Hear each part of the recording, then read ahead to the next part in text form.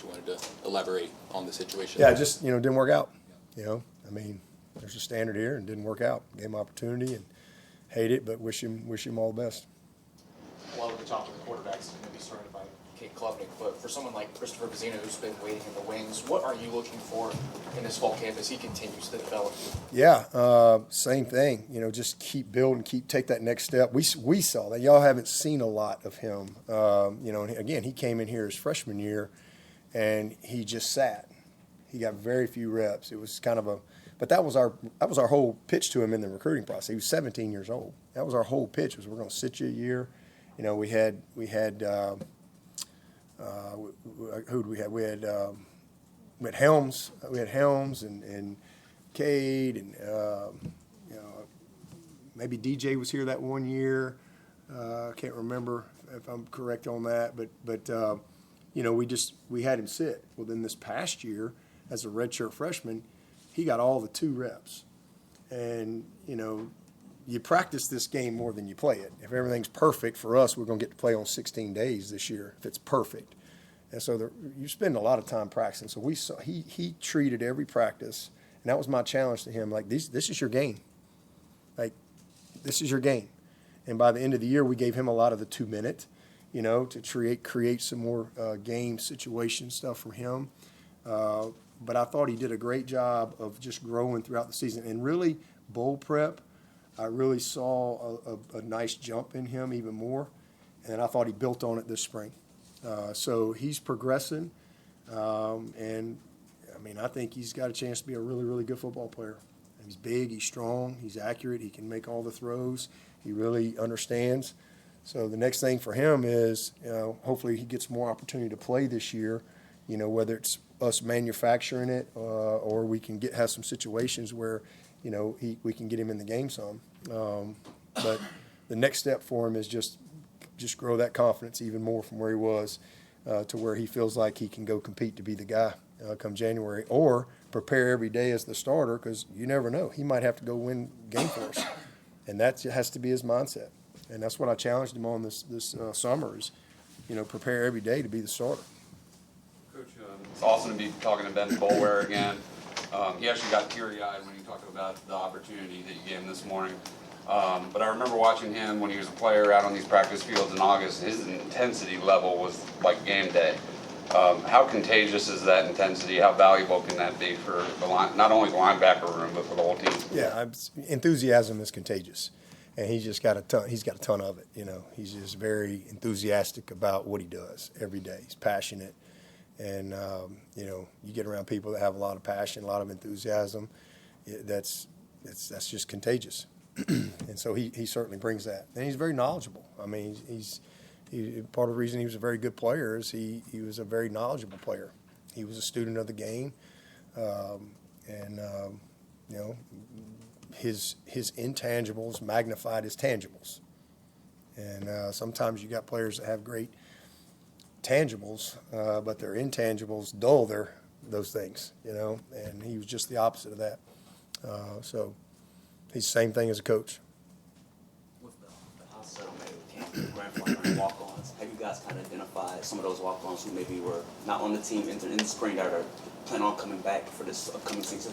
Yeah, we had to submit a list of, and basically we just designated everybody that was a walk-on, because you really want to protect those guys. Some of those guys will be in our 105, would have been in our 105, but we had several guys that, because I told everybody in January, hey, here's the situation. We're going to have to cut to 105 the first game week. So there's a good chance you're probably not in the 105. But if you want to go through spring, we sure would love you to. But I want to be upfront and transparent with you. You could do all this work, mat drills, spring, summer, and not have a spot. So we had some guys that were like, well, I'm going to move on with life. And then we had some guys that were like, I'm hanging in there anyway. And so I'm just really thankful that for once maybe some common sense prevailed, and the right thing was done there to allow, all these guys to kind of be grandfathered in, so to speak. And so basically the rule was everybody that was on the roster, or guys, like we've always had like a walk-on inventory. We do 2 tryouts a year, got guys on, and we're like, okay, well, let's put this guy on the OL inventory, this guy's on the linebacker inventory, and, but we kind of had to shut that down because, we knew we were going to 105. So this kind of changed that. We could designate all those guys who were on our roster last year that have eligibility left, designate even a guy like Ethan Anderson, who's not going to, he's going to be like he's going to be like a student assistant in our physical therapy area. He might change his mind in a year, So we designated all those guys in case somebody ever, just because that they carry that designation until their eligibility's up. So I think that was a good thing for all those kids, because I was really dreading that to have to make that cut, and then so it'll be great for those guys. The sad part about it is that 10th grader that maybe has a dream of walking on at Clemson one day. That's frustrating, and we'll see where the world is in 2 or 3 years, but at least we're in a better spot right now than originally when it came out, and these guys are going to have an opportunity, to be a part of their team and continue to build on the hard work that they put in, because they're a very vital group. And then we got several of those guys that would have been in our 105 that are vital parts of our team, but we're going to cut a bunch of guys, so now we don't have to do that. So that's a blessing. How do you think this 4-man defensive front stacks up with some of the other groups you've had in years past? Say that again. 4-man defensive front. Yeah, well, I tried to get Dexter Lawrence to walk in here with me. We ain't got nobody who looks like that. I said, Dex, it'll go viral. You come in with me. You be my new recruit. So it's fun to see all those guys, Dexter, Austin, Clee, all them guys are in town, Deshaun, KJ's here. They're all here training.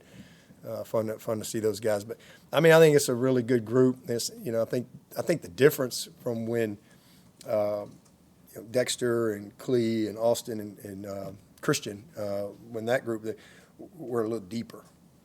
We're a deeper group. If you go back and look at that team, we were really lucky because we were very fortunate from an injury standpoint that year. We had Huggins. We kind of had those 5 guys. We were really, really young behind them and inexperienced. This is a deeper group that I think we got 9 defensive ends, 9 D tackles, scholarship guys that all have a chance to compete. And so a little more depth. We'll see. They ain't that group. Because that group's, they've got their headlines are based on performance. There's just a bunch of potential with this group. I know everybody projects we got all these first rounders. Well, the tape don't show that. Last time I saw them out there, it was running back running 80 yards on us, and we couldn't tackle a quarterback, and Citadel lit us up for about 300 yards rushing, so same dudes. So that's what they've earned right now, because you're only as good as your last game, right? It's not about potential. Potentially, they can be really good, but them dudes you asked me about, they got a couple national championships. So they earned that. It's hard to compare them. Only thing I can say is we just have more depth, I think, to work with, but check back in December. You can ask me that question. Got about 4 or 5 more minutes with Coach if anybody has anything. Charlie Reed, the soccer player that you added. Yeah, Ian's brother. Combo kicker punter. Kind of what was the thinking in bringing him on? He's a wasn't gonna be on the soccer team and wanted to transition. I think he went out 1 year in his high school year, so he was a guy that kind of qualified because he had reached out and was wanting. We were like, well, we're not gonna have a spot, but and as it turned out, we can grandfather those guys because he was being denied that opportunity basically, and so now so it was just kind of a no-brainer. Great family, and we'll see. I hadn't been on the field with him, but I know he punted and kicked in high school for 1 season, and he's been a soccer guy. Obviously, soccer, their situation's completely different from ours, because their world was, what did they get, 8? I don't know, what did they get, 8 scholarships or something? What was, anybody know? 8 or 9, whatever it was, and you had to split that up. So you tried to find some guys, okay, you get 10%, well, now all of a sudden you get full scholarships. Well, you can maybe go recruit some guys a little differently than the guy that you were going to get in for 10%. So that's changed some dynamics on some of the other sports rosters. And so I think he was affected by that for sure. And so good opportunity for him. We'll see where he's at. Did you consider taking a punter in the portal at No. all after spring? No. So if we're terrible, y'all can all blame me. Boy, we're bad. And y'all can all blame me. So if Jack McCoon, if one of them don't get it done, it won't be nobody but Sweeney's fault. And y'all can get the headlines ready. But if they turn out pretty good, write them too. It goes both ways. So just like I didn't consider taking a portal quarterback last year, because I believed in Klubnik and CV, and I believe in Jack, and I believe in McCoon, and we're gonna see what happens. And maybe Robert Gunn, shows up and wins it. I don't know, but I believe in the guys we got. How's Ian Schieffelin progressing at Tyler? I had no idea. I got to work with him out in kids camp. That was fun. That was a lot of fun being out on the high school camp and the kids camp. He worked all 2 weeks because that was a good opportunity to teach him drills and footwork and stuff like that. It's been fun. I think he's blended in great with the guys. He's going to be in my senior meeting. That's going to be kind of weird. So I have no idea. I do know he's as advertised when it comes to he's athletic. He's got natural ball skills. I thought he would. Guy's been high pointing balls against 6'8", 6'9", 7-footers, and now he's high pointing balls against 6'2" guys. That should be an advantage. So we'll see. We got to. The expectation for him is not that he's going to walk in here and be. What's the tight end? Antonio Gates?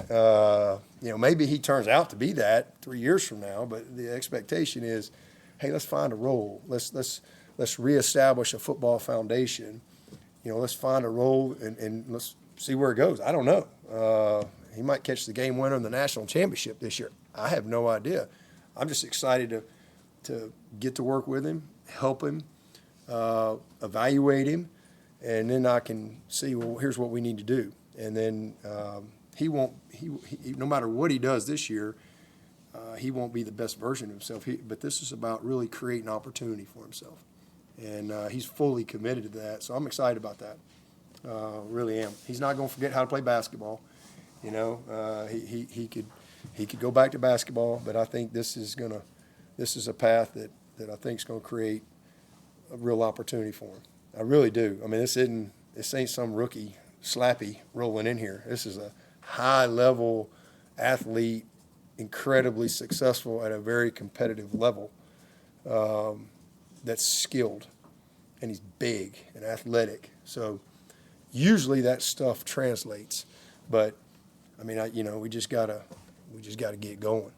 I have no idea outside of that. Got time for one more, Phil Heblin? Anybody? Coach, how has it been developing your relationship with an outside guy like Tom Allin as compared to promoting from within with a guy like Wes Goodwin? I've known Tom. We've talked probably for 7-8 years, on the phone. It was like Charlie's Angels, just hadn't met him. Look that up, Google that, Charlie's Angels. Probably haven't seen that. How old are you, like 24 maybe? Did I hit it?